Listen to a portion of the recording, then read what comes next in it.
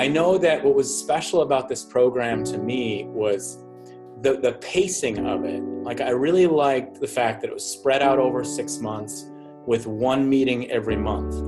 And that pacing felt like a very good progression for me over the course of the 6 months.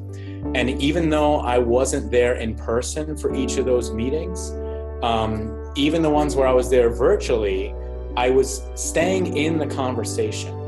You know, and we've all heard this term of like staying in the conversation. And I'm sure all of us have been out there jonesing for good programs sometimes. Like, how am I going to find, you know, a good program, a 3P fix? But it's a misnomer, because really staying in the conversation, it's nothing about the conversation itself. It's really all about the feeling that comes with this type of conversation. That when we're all looking in the same direction, when we all have this common vocabulary to get beyond the everyday thinking and emotions and feelings that we all cycle through, when we can use that common vocabulary to get to a deeper place together, then the words exchanged really become meaningless. And it's the feeling that's created. And I had the opportunity to experience the feeling both in person live and also virtually. And this was one of the programs where I did think that the feeling came across virtually almost as much. Now, obviously, I still think it's better to be there in person, but virtually, I still had that sense of being recharged after a weekend. And one of the reasons, too, was I think there was a real emphasis in the program on hearing from those who had had direct contact, you know, with Sydney Banks. Really such an interesting way to approach it.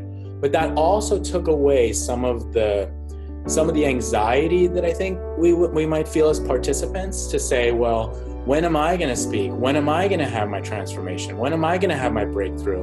What should I be thinking about right now? And when you know the purpose is there to listen to others who were taught directly by Sid Banks, it takes away some of that urgency to feel our own development or to get the ego out there.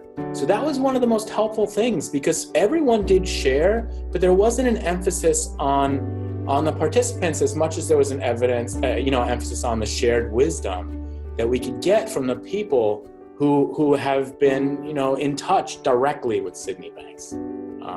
So, you know, I think the pacing of the program, the feeling that you get through the conversation, and then also, you know, it's just awesome to work with Rohini and Angus. But one of my favorite days in the program was that day, I think it was a Friday night, when Rohini, I think it was George and Linda, and maybe they just weren't there, but Rohini just ran with it. And that 2 or 3 hours was like some crystallization of the whole program. It was phenomenal. So yes, there's a huge importance to, you know, being with these people who've touched Sydney Banks. They actually shook his hand. But, you know, spending time in that feeling, in that conversation, it brings us all back, because there's not an emphasis as much on the participants. There's more an emphasis on the universality of the ideas and the power that they have to transform our lives.